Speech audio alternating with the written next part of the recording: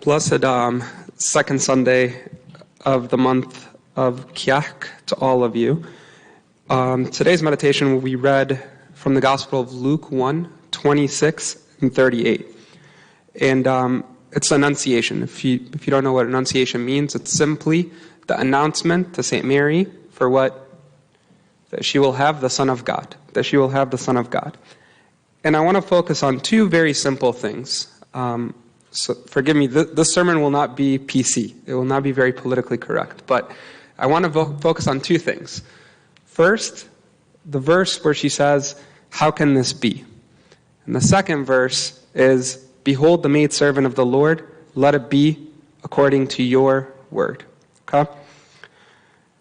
I've been kind of greatly disturbed the past 2 weeks since Kiach started, in essence of, and I feel like every single time I come and give a sermon, it's about media, and it's just the current events. The last 2 weeks, if you've been following on Facebook, and some may be posted, and some may not have posted, but has definitely seen, there's been a lot of disturbance in Facebook along January 7th, December 25th, or Netflix, the movie they released. And I don't want to focus or talk about that. I think many people may have varying opinions, and that's not our goal here. But our goal is this, is what is our focus? And what can we learn from St. Mary today and apply it to what we're living in today's world? Okay?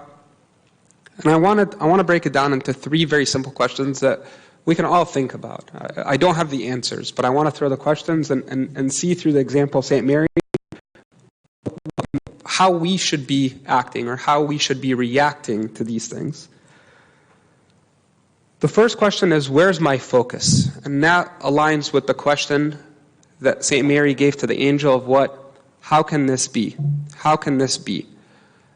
I think many of us, when we hear of these things that occur in our lives, we question. And unfortunately, in today's world, our question sometimes turns into an opinion. And that opinion is then posted and is shared. And it's, in a way, causing us to fall and stumble and go into different directions that might not be necessarily correct. Where's my focus? I have to rely back to what, like, St. Mary did. She went to the source herself. I always question when I read the Gospels and when I read the Bible in general, and even with the saint stories, I wonder how they would react in our current state.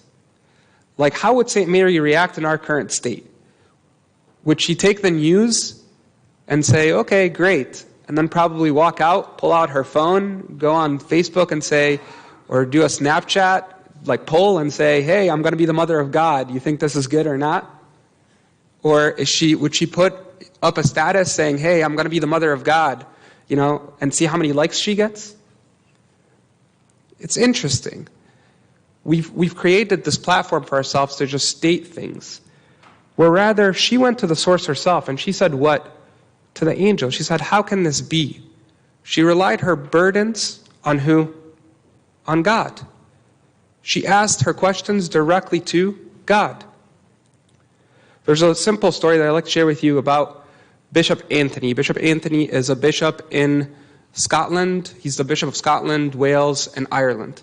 And at the time, he was a monk. And Bishop Anthony, pray for him. He's got multiple cancers, and he's in a wheelchair, but he's a very blessed man. And he was a disciple of Pope Shenouda. And at the time, he was a monk, and he was in the monastery. And he was in charge of the buildings. He was in charge of building the buildings. And at the time, Pope Shenouda, coincidentally, was in the monastery because of, at the time, the president of Egypt put him in house arrest, and he was in the monastery. And what occurred was Bishop Anthony, at the time a monk, so he wasn't a bishop yet, he was sitting there, he was in charge of the buildings, and he was very upset. So the abbot of the monastery went to him and said, what's wrong? He said, we ran out of cement. Ran out of cement. We don't have any cement. And he said, okay, did you ask Abuna so-and-so who's in charge of the cement? He said, yes, and he told me that the cement is in the black market only, and it's very expensive, and it's even there, it's tapped out. So he said, okay, let's go to the Pope. So they went to the Pope. And Pope Shenouda was sitting there, and they told him that they ran out of cement. So Pope Shenouda smiled and said, okay. And he looked up to God and started saying, I need cement. And he looked at Bishop Anthony and said, how many do you need? How much? And he said, 26 ton. So he said, all right. So he looked up to God and said, 26 ton. And he said, how much, what color? And he said, I want it white. He said, okay. So he looked up to heaven and said, I want white. And then he says, Bishop Anthony says, Pope Shenouda kind of did a signature in the air. So they looked at each other and said, what are you doing? So they said, Sayyidina, we're still waiting for the cement. We need the cement ASAP. So he told them, Bishop Anthony, wait, the ink didn't dry yet. Hang on. Within 5 minutes, he says, a truck comes in, and this man who's frantic comes out and runs to Pope Shenouda and says, Abuna, basically, I have 26 tons of cement of X color white in the truck. Where should I pour it? And he said, go to this man. What's funny about this story is not the greatness of Pope Shenouda, but it's the greatness of God. Why? Because Pope Shenouda was a great example for us to see where our focus is. Look at what the Bishop Anthony as a monk and the abbot did. They said, what? Did you go to Abuna so-and-so and check in the black market? Did you go and do this and this? But when they went to the Pope was on another level. His first reaction wasn't to go to Abuna so-and-so or to call whoever, and he's the Pope. He's connected. He could call someone in a second and get that stuff. But who did he go to? He went to God. So it's okay to question, how can this be? But the question should be directed towards who is the more important thing. The second question relates to, behold the maidservant of the Lord. And the question lies in, am I really a maidservant of the Lord? In everything. In everything. Unfortunately, what we do, and I love this question, when somebody says, I'm a servant, what's the first question that many of us ask them when they tell us I'm a servant? What grade? What grade? Second. I'm a servant. What grade? We've diluted service into a Sunday school activity. We've diluted it. But St. Mary is beyond that. I am a maidservant of the Lord means I serve everyone. I serve everyone. If you look at these things that occur, and the December 25th, January 7th, the Netflix, all this stuff, we become defenders of the faith. We become servants of the Lord right then and there. And St. Athanasius on the Incarnation says something beautiful. He says, even on the cross, he did not hide himself from sight. Rather, he made all creation witnesses to the presence of its maker. We've reversed roles. Who's supposed to be defending who? Who's defending who? Are we supposed to be defenders of Christ, or is he defending us? He is our defender. He is our defender. And as a servant, forgive me when I say this, but as a servant, when we think of, the Netflix example, I know many people are hot, and it's correct. I'm not saying it's incorrect for us to be upset about the movie that they raised, but they raised the movie a year ago. But I question this. Ignore these two movies. What else are we watching in Netflix that's against our religion, that's against our morals, that's against Christ? Sometimes we get heated, and we raise up, and when we post these things, and we do these things, but it's in the moment. It's in the moment. It's not a continuous matter. And St. Mary wasn't all about that. She was I am the servant of the Lord. And right after, she did what? What did she do? She took herself and went and served for 4 days, took a hike 4 days to Elizabeth, and served an even more pregnant woman. She was of action. She wasn't of posting. She wasn't just of opinion. She was of action. She went out and did those things. She wasn't going to wait. So for us, when we look at ourselves, we got to ask ourselves, am I a servant in everything I do? Or do I limit myself to a certain time of day? Or a certain day of the week? And this is when my service is, and that's it. But rather, I'm continuous in everything that I do. In the Catholic epistle today, in 1 John 1:6, it says, if we say we have fellowship with him while we walk in darkness, we lie and do not practice the truth. Let's be actionary. Let's not just be statusary, if that's a word. Let's just not be statuses. Let's go beyond the statuses. Let's go beyond the posts. Let's actually take action. The last question I want to ask is, do I submit myself and say, let it be? And she said what? Let it be according to your word. If you notice right before that verse, Archangel Gabriel tells her what?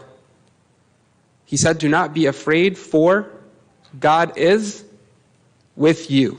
For God is with you. And if you go to Matthew 1, Christ, his name, he was what? He was told, he will be named Emmanuel.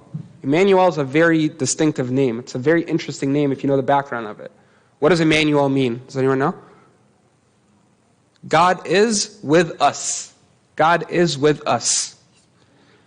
Who, when God is with him, is afraid of any of this noise? Who is afraid of any of these things? Who? No one. No one can ever be afraid when God is with him. And in order for us to completely submit ourselves to God and always say in everything, let it be according to your word, we have to have who by our side? God. It's not just something that's stated in churches and in sermons. Like, Rabbana yasahil. Like, that's not how it works. No, but God is with us. God is truly with us. A very book that I suggest everybody buy just came out. It's called The Silent Patriarch. Okay? And it's the story of Pope Kyrillos, basically. And it's very deep. But if you notice, with Pope Kyrillos, he had a father. He had a father. And this father was interesting. It wasn't a relational, like a discipleship of, an earthly discipleship. But his father, or his main guide in life, was St. Isaac the Syrian. And St. Isaac the Syrian said something he read that hit him a lot. He said, a humble man is never rash, hasty or perturbed. Never has any hot and volatile thoughts, but at all times remains calm. Even if heaven were to fall and cleave to the earth, the humble man would not be dismayed. Not every quiet man is humble, but every humble man is quiet. There's no humble man who is not self-constrained, but you will find many who are self-constrained without being humbled. I wish we take these words and we become humble with God. Let God do the talking. Let's let God do the talking. For whomever is against or with us, for whoever is pushing us aside, for whoever is defaming or saying bad things about God, we should pray for them. We should love them. We should care for them. And whoever's doing the same to us, we should do the same. We should pray for them. We should love them. And we should always tell God, let it be according to your word. And understand what he really wants from this situation. What does he want from us? St. Mary was beautiful in that she knew that the Lord is what? With her. And through that, she showed everybody around her that the Lord is with her. Same idea with us. Let us be quiet and humble and show the world and show everyone who the true King who came and gave us glory and gave us eternal life. And glory be to God forever. Amen.